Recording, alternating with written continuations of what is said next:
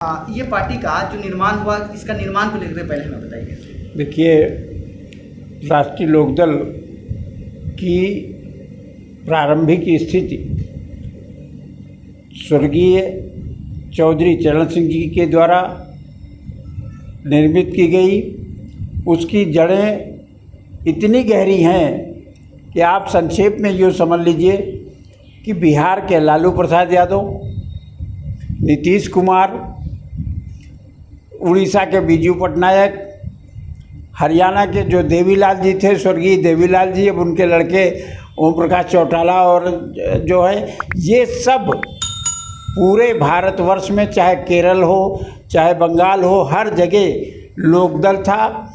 और चौधरी चरण सिंह जी सर्वमान्य नेता थे, कोई किसान मसीहा कहलाए। लोकदल इसी लोकदल पार्टी से अलग अलग स्थानों पर निकल करके लोग गए हैं। जी, राष्ट्रीय लोकदल का जब नाम लोकदल था तब माननीय मुलायम सिंह यादव जी इसके प्रदेश अध्यक्ष थे, बिहार में लालू प्रसाद यादव अध्यक्ष थे, उड़ीसा में बीजू पटनायक जी थे, हरियाणा में चौधरी देवीलाल जी थे। इस तरह से चारों तरफ जो है इसका नाम उस समय लोकदल था। अब इसका शुरुआत में इसका नाम राष्ट्रीय लोकदल। देखिए, राष्ट्रीय लोकदल था या सिर्फ लोकदल था? लोकदल था, भारतीय लोकदल था। भारतीय लोकदल था। तो इसी प्रकार लोकदल ने हमेशा किसानों की राजनीति की है। किसानों से संबंधित, गरीबों से संबंधित, मजदूरों से संबंधित, कामगारों से संबंधित जो भी समस्याएं होती हैं, लोकदल ने, राष्ट्रीय लोकदल ने उसको जो है आगे उभारने का काम किया, उनके निराकरण का रास्ता अपनाया। ये सारा काम राष्ट्रीय लोकदल के द्वारा किया गया है। हमारे जो माननीय चौधरी अजीत सिंह थे, जो किसान मसीहा चौधरी चरण सिंह के सुपुत्र थे चौधरी अजीत सिंह जी, वो जब केंद्र सरकार में इस पार्टी को जो निर्माण किया गया है, माननीय पूर्व विधायक, पूर्व प्रधानमंत्री जी, पूर्व चौधरी चरण सिंह जी द्वारा, उनके बाद उनके सुपुत्र चौधरी अजीत सिंह जी ने इसका संचालन किया, इसके संचालित राष्ट्रीय अध्यक्ष रहे। उनके बाद अब माननीय जयंत चौधरी जी, जो चौधरी अजीत सिंह जी के सुपुत्र हैं और किसान मसीहा चौधरी चरण सिंह के पौत्र हैं, वो इस समय राष्ट्रीय अध्यक्ष। अभी ये पार्टी इतनी कमज़ोर है, ऐसा लगता है कि पूरे प्रदेश में भी इसकी उतनी एडवर्टाइज नहीं है इसका। देखिए, 2014 से और अब तक भारतीय जनता पार्टी की सरकारों ने पूरे देश में जो झूठ बोल करके, जो जुमलेबाजी करके, जनता को बरगला करके कि काला धन आएगा, सबके अकाउंट में 15-15 लाख रुपए पहुंचेंगे,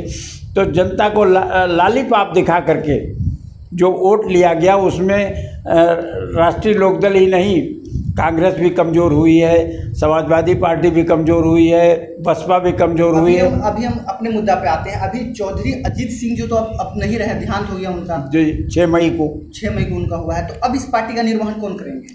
अब जयंत चौधरी जी, उनके सुपुत्र जो हैं चौधरी अजीत सिंह के, वो राष्ट्रीय अध्यक्ष हमारे हैं इस समय, और उन्हीं के निर्देशन में, उन्हीं के दिशा निर्देश से हम लोग काम कर रहे हैं। और चारों तरफ जो है राष्ट्रीय लोकदल और किसान की वाहवाही हो रही।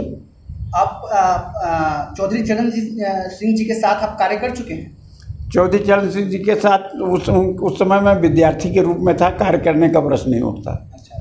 वो 1967 में, 1967 में यहाँ मुख्यमंत्री हुए। कभी विधायक वगैरह का इलेक्शन वगैरह आप लड़े? और उनके काम करने का स्टाइल एक सुन लीजिए। चौधरी चरण सिंह जी के जब मुख्यमंत्री पद की शपथ ली उन्होंने, दिन में यहाँ लखनऊ में, शाम को यही चौक कोतवाली में एक टूटी सी साइकिल और गंदा सा कुर्ता और धोती पहन करके वो चौक कोतवाली पहुँच गए। दीवान से कहने लगे, मुंशी जी हमारी रिपोर्ट लिख लो, भैंस खो गई। तो दीवान ने कहा, कुछ लाए हो? तो कहने लगे कि लाए क्या है, 5,000 की, उस समय भैंस की कीमत 5,000 थी। तो कहने लाए क्या है, 5,000 रुपये की हमारी भैंस खो गई है, हम गरीब आदमी क्या लाएं? तो कहने ऐसे रिपोर्ट नहीं लिखेंगे, बड़े दरोगा जी बैठे हैं, शिकायत कर दो। वो बड़े दरोगा जी के कमरे में चले गए, कहने लगे साहब हम रिपोर्ट लिखाने आए, भैंस खो गई है। तो दीवान जी कह रहे हैं कुछ लाए हो? तो कल दरोगा जी ने कहा कि दे दो जाके 150 रुपये।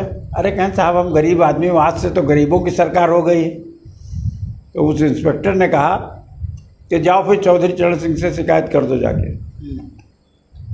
वहीं कुर्सी खींच लिया और बैठ गए, कहना टेलीफोन ला, मैं खुद चरण सिंह हूँ। और तुरंत फ़ोन करके आईजी डीआईजी सबको तलब कर लिया और 1 घंटे के अंदर कांस्टेबल से लेकर के इंस्पेक्टर तक पूरी कोतवाली सस्पेंड की गई और दूसरी जो है नियुक्तियाँ वहाँ पर हुई, फिर से काम शुरू हुआ।